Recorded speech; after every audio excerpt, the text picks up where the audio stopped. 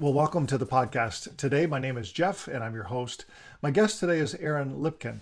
Aaron is an Israeli Bible scholar and owner of Lipkin Tours Limited, Israel the Right Way. He specializes in the biblical archaeology of Israel and lectures in many churches, synagogues, and on TV and radio stations. And so, Aaron, it's our privilege to have you on the podcast today. Welcome. Thank you for having me, Jeff, and blessings from Samaria, Israel's biblical heartland. Well, thank you so much. We were actually there in Samaria just about a week or a little over a week ago, and beautiful, beautiful place. But tell us a little bit about yourself. What's your background, and how did you come to live in the heartland of Israel? First of all, I was born and raised in Jerusalem. My father is an American-born Jew from Great Neck, New York, who decided after the Six-Day War that it's time to come home, and he immigrated to Israel. My mother is an Egyptian Jewess that was born in Cairo, Egypt, and her family was actually deported after the Six-Day War from Egypt forcefully by the Egyptian president Gamal Abdel Nasser, and the family decided to immigrate to Israel as well. My parents met in Israel, in the Hebrew University in Jerusalem, and here I am. My brother and I were born and raised in Jerusalem, as I said, in an Israeli, I would say, traditional family, which means that we were, God-believing and Bible-believing. We were very conservative in our views, but we weren't observant of all the laws and commandments in the Bible, and so that's what's called traditional in Israel. Later on, I remember as a kid growing up and going to the Israeli educational system, and during our history classes, every Israeli student, every Jewish student learns about the Holocaust and about the Inquisitions and the pogroms in Europe, and so you're not educated to hate Christianity and Christians, but you kind of grow up feeling that Christians hate you and they are your enemy, as well as the rest of the world that just hates us and doesn't like us and wants to kill us. So that's kind of like the DNA that's engraved in every Jewish student in Israel. And so when I reached the age of 16, I really bumped into a big surprise. My father was invited to an evangelical church in San Antonio, Texas, being an officer in the Army spokesman's office. And when he came back from San Antonio, he came to me. I remember that day. He said, "Aaron, you won't believe what I'm going to tell you. There are Christians out there that love us, and you're coming with me to see that." So in the age of 16, I traveled with my dad to San Antonio. We went to Missouri, Oklahoma, and I went into churches with flags of Israel and the United States. I met people with love in their eyes, with tears of asking for forgiveness for what happened in history between Christianity and Judaism. I was totally blown away by what I saw. And from that point on, my father, Avi Lipkin, and I have been traveling to the U.S. back and forth, lecturing in churches mainly, but also in synagogues. My father speaks about politics and the threat of Islam to the world. I speak about biblical archaeology. Basically, what I'm talking about is my personal testimony. And that is that growing up in a Bible-believing family, God-fearing family, I read the Bible and I read the stories in the Bible as being historically true. I remember in elementary school being the best student in class because of a series of animated pictures of the Bible that my parents bought me when I was a child. The situation changed when I reached high school. We had Bible school, we had Bible class in our public school. And I remember my teacher coming to us one day, the first day in class, and she said, "We're going to learn Genesis." this year, and I was, so happy about it. I love Genesis. And then she starts talking to us about things that I've never heard before. Things like that the book of Genesis is actually a manipulation of pagan, Assyrian, and Babylonian myths that were adopted by the Israelites and changed to fit monotheism. And I'm sitting there as a Jewish student, believing in God, believing in the scriptures, and I'm listening to this, and I can't believe it. I can't believe it that in a Jewish school, a secular school, but still a Jewish school in Jerusalem, in Israel, I'm being taught that my identity is a lie. Later on, when I served in the army and then started learning in the Hebrew University in Jerusalem, I met a young woman in the lawyer's office where I worked, and she came up to me one day and she said, "Aaron, I learn archaeology in the Hebrew University in Jerusalem, and I see you're religious. I just want to tell you that the Exodus never happened. Moses and Joshua never existed. This is what we're learning in archaeology. So I'm sorry." So the reason why I'm saying this is because this is God, giving me slaps, directing me in a certain way. And what I basically understood is that in schools in Israel, in schools all over the world, in colleges and universities, the message that's being conveyed to students is that Judaism and Christianity are based on a huge lie. They're based on historical events that never happened, on historical figures that never existed. And this for me was so infuriating. And one day I'm walking in Jerusalem and I see an ad, I see an advertisement, a lecture of Professor of Archaeology Adam Zertal about Joshua's altar. And I looked at that, I read it once, twice, three times, because the word Professor of Archaeology is going to speak about Joshua's altar was a surprise. How can it be? How can a professor of archaeology speak about a site that is related to a historical ceremony? Now, for our listeners, the Bible describes how Moses commands Joshua upon entry to the land in Deuteronomy 11 and Deuteronomy 27 to perform a national ceremony of blessings and curses in the heartland of the country, Mount Gerizim and Mount Ebal, near the ancient city of Shechem. And the whole nation gathers there in Joshua 8, and Joshua performs the ceremony.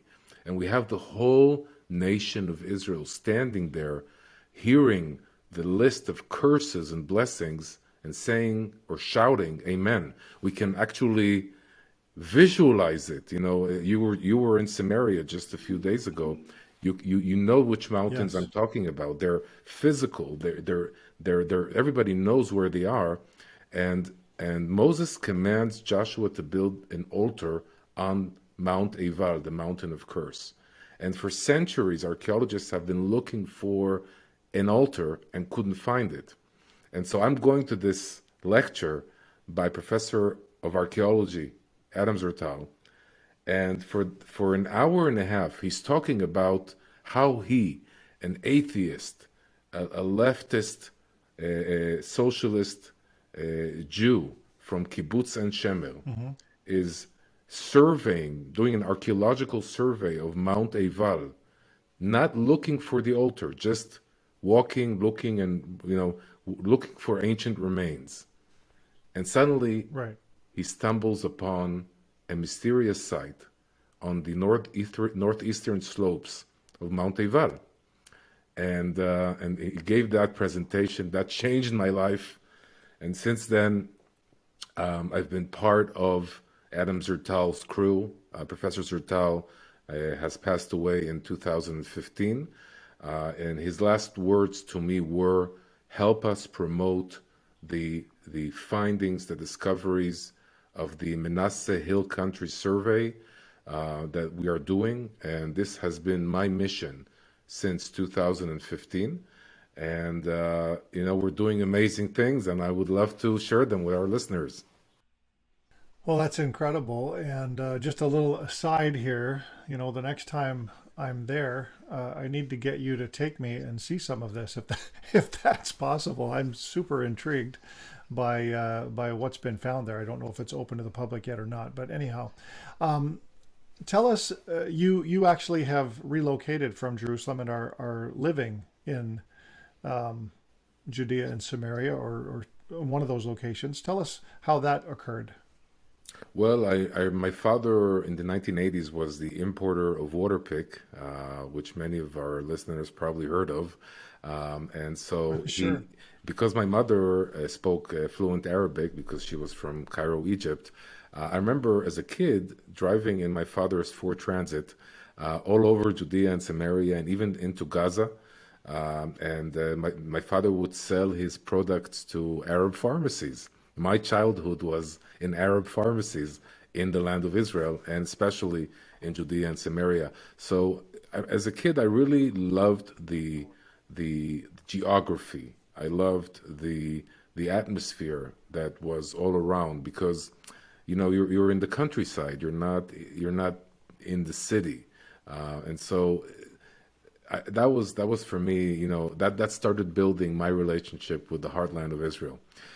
Later on, after I got married with my beautiful wife Esther, we decided to leave Jerusalem and look for, a nice community, an Orthodox religious community, and also to live in the countryside. We wanted a very good living standard, a private house, and a parking place, and a garden, and we started looking for a place. And as we entered the township of Ophrah, my wife said, "This is where we're going to live." And when my wife says something, I salute. So we moved. We moved in August of 2000, and we've been living here for 22 years, and we have five amazing children that also grew up here, and they come to me and they said, "Dad, when we get married, we want to live here too." So for me, that's the biggest compliment that a parent could get for the choice of for choosing a place to live in. Unfortunately, a month after we moved to the township of Ophrah in Samaria, in September of 2000, the second intifada, or war of Right. terrorism, erupted between Israel and the Palestinian Authority. And the situation in Israel in general, not just in Judea and Samaria, was very uncomfortable, to say the least. And I guess for the Hmm. first 3 or 4 years that we lived here in Ophrah, I didn't really understand where I came to, where I was living. We were kind of like closed in our community, in our street, in our community, in our village, and we didn't really come out and tour the area, the mountains, and the sites around us. And I remember after the whole terrorism period was finished, I remember taking a hitchhiker from my township to Jerusalem. That's where I worked at the time. And as we Hmm. left Ophrah and drove southward to Jerusalem, after a few minutes, he looked at me and he says, "Aaron, you see this Arab village on the right?" And I said, "Yes." And he said, "Well, this is the Arab village of Bitin. You know what happened in Bitin?" And I said, "No." And he said, "Well, Bitin preserves the ancient name Bethel. Have you heard of Bethel?" I said, "Of course I've heard of Bethel." He said, "Where Bethel, this is the place where Jacob dreamt the dream of the ladder.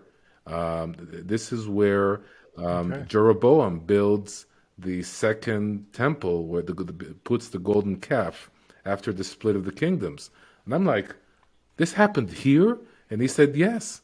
And we continue on, and 4 or 5 minutes later, he says, you see the Arab village on the left? And I said, yes. He says, you know what happened here? And I said, no. And he said, this is the village of Der Dibuan. Der Dibuan preserves the translation of Der Dibuan is the monastery or the farm of the two bears. Where do you have two bears in the Bible? And I looked at him and I said, that sounds familiar. Something, Elisha, something? Yeah. And he said, yes. Remember, Elisha came from Jericho, and he was met by people who insulted him, who insulted the prophet of God. And then two bears come out of the forest and kill the people. So this Arab village, the name of the Arab village commemorates the site where that happened. And we're just, this Wow. goes on, another place, and this is just a 25-minute drive to Jerusalem. So for me, that was a life-changing experience, because suddenly I was thrown into as we say in Hebrew, the deep pool, the deep swimming pool, and started like swimming. What's going on here? Suddenly the understanding that I was living in the epicenter of the biblical earthquake. I was living in the place where the stories of the Bible that really happened, they're historical stories, happened in real sites, real places. Now, I know that many of our listeners who are Bible believers will say, well, of course, these are historical places, historical events that happened in real places. But when you're in the land and you're seeing the actual places, that totally changes your biblical belief, your perspective, your understanding. And suddenly I looked at my area. I was living 15 minutes away from Bethel, the site of Jacob's dream of the ladder. I was living 15 minutes south of Shiloh, where the tabernacle was for 400 years during the time of the Judges and Samuel. I was living Yeah. 30 minutes, half hour from Mount Ebal, Mount Gerizim, and the city of Shechem. This is where the Bible happened. And, you mentioned that I am the owner of Lipkin Tours, a travel agency. I've been working in tourism for the past 22 years, and I've noticed that Israel has so many Bible believers that are coming to Israel to visit and to go to the biblical sites. But they're not coming to the biblical heartland. They're not coming to where all the stories of the Bible occurred. They're not going to Hebron. They're not going to Bethel, to Shiloh. They're not going to Mount Ebal, Mount Gerizim, Shechem, Elon Moreh, all the sites that are the foundation of our scriptures. They don't go to visit there. So I said, this is my calling, or one of them. And I established a tour agency, and we make it I'd say mandatory for every Bible-believing group that wants to come to Judea and Samaria, visit all these sites that I've mentioned. And I'm telling you, the reactions are amazing. People really connect to this area. Yes, no doubt. And I actually had my first experience at Shiloh and Hebron, a couple of the sites that you mentioned, a few years back. And I have to say that, as an evangelical Christian, we've always put the focus on, walking in the steps of Jesus, which is extremely significant for many Christians who come.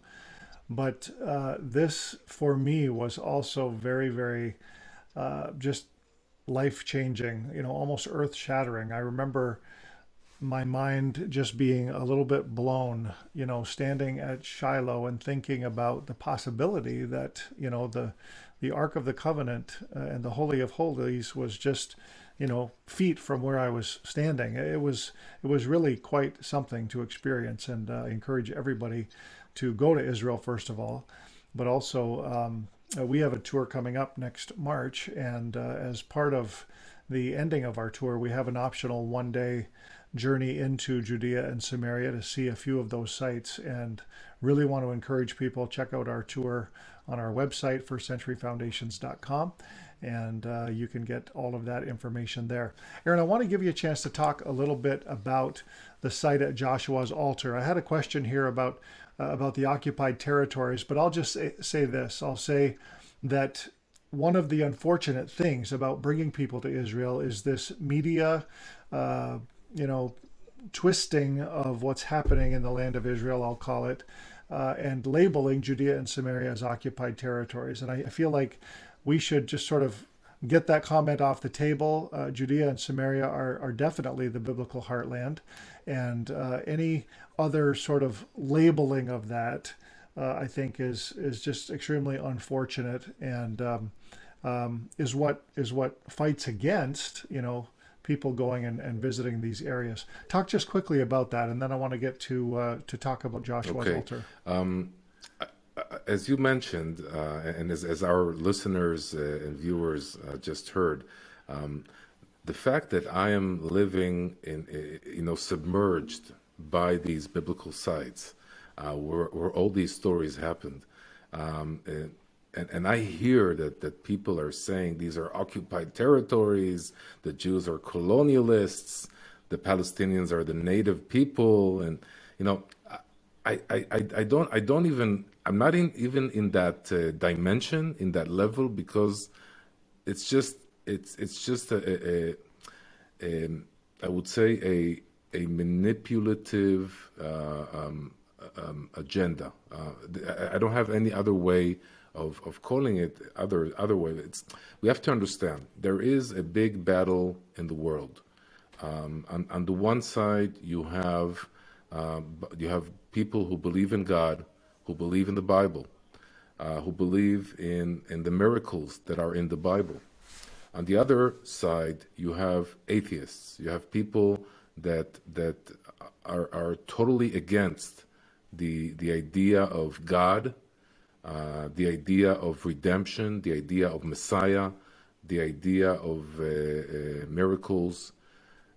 They are essentially, I'm trying to go into, to the basic view of atheism, and I Hmm. think that when we talk about Messiah, when we talk about God, when we talk about redemption, we basically say there is hope. Atheism Yes. rejects hope. Atheism believes that you live and die, and that's it. That's what the world is about, and we need to make the best of it when we're alive, and that's it. And this battle is going on in the world everywhere.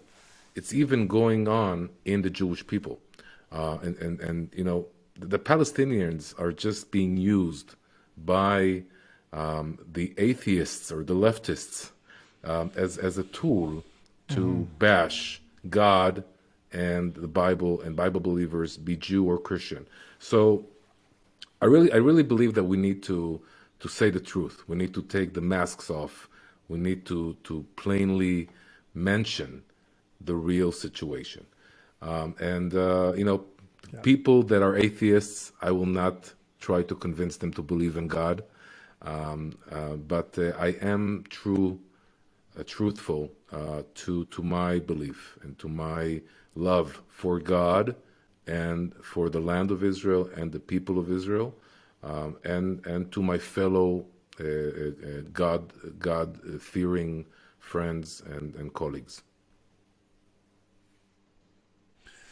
Oh, those are great thoughts, and I think that what's important for us to understand is that when we start with the belief in God, we can and should be able to sort of love and get along with anybody. And I think Israeli democracy is a real testament to that. I love seeing Arab Israelis and Jewish Israelis interacting together and coexisting. And I think that it's possible, and that we should do everything we can to destigmatize all of that, so that those things seem and become much more normal. And I know that it's sort of a long hill to climb, but that's the goal. You talked about hope, and I think that's where we want to get to.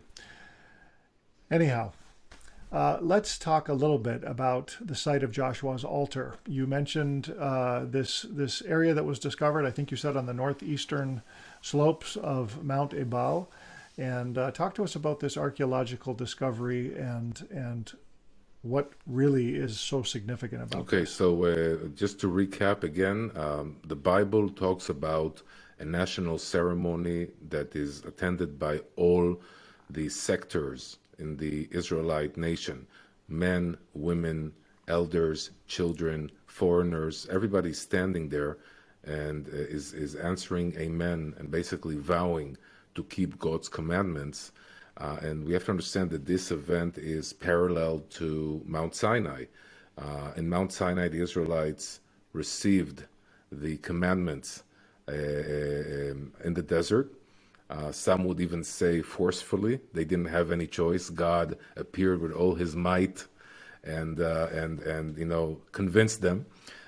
This event at Mount Ebal and Mount Gerizim during the time of Joshua is the receiving of the Torah or the commandments out of free will. And free will is the major message of that ceremony.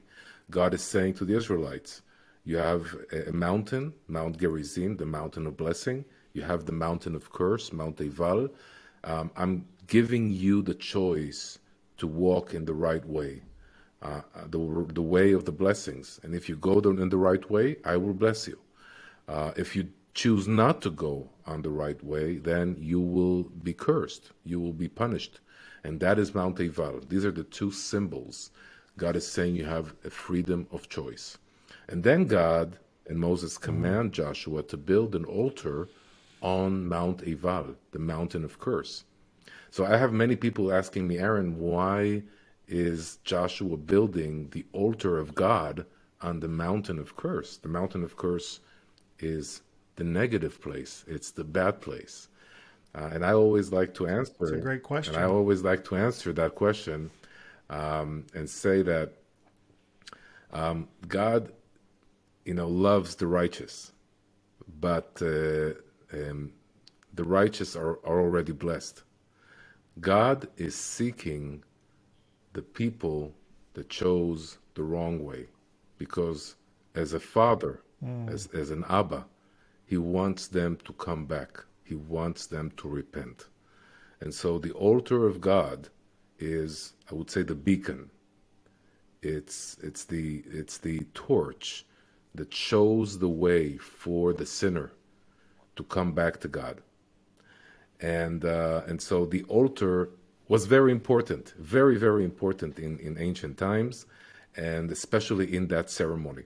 And so, people tried looking for the altar. They couldn't find it. In 1980, Adam Zertal finds a pile of stone. 1982, he starts excavating it. Between 1982 and 1989, he discovers a structure made out of unhewn stone with bones and ashes inside. And he finds plaster. He finds cultic, I would say, tools that are used in the worshiping of a god. He sends the bones to be analyzed in a university in Israel, and the results come in. All the animals are kosher animals according to the Bible. No pig bones, no donkey bones, no horse bones. Everything is exactly according to what the Bible commands. But the structure itself is what really puzzles Adam Zertal, Professor Zertal. And one day he's sketching the picture of the altar or the structure. At the time, he didn't know what it was. And an Orthodox Jew walks beside him and says, "Is this what you found on Mount Ebal?" And Zertal says, "Yes. I don't know what it is. I looked everywhere in the libraries. I couldn't find any parallels." and he sees the Jew running away, coming back with a book from the Mishnah, the oral traditions, dating to the Second Temple period, and he shows Zertal a picture of the Second Temple altar, and it's exactly like the structure that Zertal finds on Mount Ebal. So Wow. Zertal suddenly Wow. looks at this Orthodox Jew and says, "This is Joshua's altar. There's no other option. If this is Joshua's altar, then Joshua existed, and Moses existed, and the Exodus happened." Why is this important? It's important to understand that the altar, the site of the altar, is the axis that connects Genesis to Deuteronomy, and then to Joshua and the early prophets. That nail is a very important nail, because if you're able to find the altar, if you're able to prove that that is Joshua's altar, then you're proving everything. And that Wow. is a big problem for atheists. It's a big problem for archaeologists, for anthropologists, for people who wrote many books and papers about how the Exodus never happened, Joshua never existed, the Israelites never conquered the land of Israel. They're just the Canaanite people that rebelled against their Canaanite overlords. You know, big bunch of, I don't want to say bad words. Anyway, but um, Thank you. but the site is there. It was found by no other than an atheist professor, because if it was found by a religious professor, it would be immediately tagged as a wrong interpretation by a subjective academic professor. This was found by an atheist professor, and that finding totally changed his life. Unfortunately, during the 1990s, the site was moved to the control of the Palestinian Authority. And since that time, since the 1990s, Israeli archaeologists could not continue the research of that site. And this continued on until 2019. I met an evangelical archaeologist by the name of Dr. Scott Stripling, and Scott and I, had a meeting, and we said we can't take it anymore. The most important biblical sites, paralleling to Jerusalem, to Temple Mount, a place where the most important biblical ceremony happened, is not under our grasp. We cannot continue the research of that site. And so the idea we had was to extract the archaeological dump of Zertal. We cannot excavate. What we did was we extracted the archaeological dump of Zertal to be rechecked. Zertal didn't use modern techniques like wet sifting and metal detecting. And so for about a week, we extracted some of the dump to the township of Shavei Shomron. Scott came with his crew. I remember, praying during the extraction, praying to God that God will, bring an amazing discovery, something that would change the situation. And my prayers were answered. Scott called me one day. He said, "Aaron, come over here. We found something." And I came, and Scott opened his hand, and I saw a square piece, about 2 inches wide and in height, and it looked like a piece of metal. And Scott said, "Yeah, this is a piece of metal that we found. We don't know what it is, and we're going to send it to be analyzed." The lead tablet was analyzed, that was sent to the Hebrew University. They tried to open it because it's like a folded metal. And while they tried opening it, it started breaking down. So they immediately stopped, and we tried looking for a place where there is a technology that can X-ray, that can go inside, scan it from all sides and inside without actually penetrating physically into that folded tablet. And results just came in a few weeks ago. And believe it or not, Hebrew letters, ancient Hebrew letters, were found on all sides of that lead tablet. And the more that the researchers looked at that tablet, the more letters and suddenly words came to appear. And just 2 weeks ago, during a press conference, Scott revealed the text that was found. And this is the text that was found. Cursed, cursed, cursed, cursed by the God Yahweh. You will die cursed. Cursed, you will surely die. Cursed by Yahweh. Cursed, cursed, cursed. Now, Wow. we don't have time to speak about the whole, the meaning of that curse inscription, but I'll just say to all our listeners, just to summarize, that finding an ancient text in Hebrew that clearly belongs to the Israelite religion. The name Yahweh appears there twice. The name Elohim, another name for God, also appears there.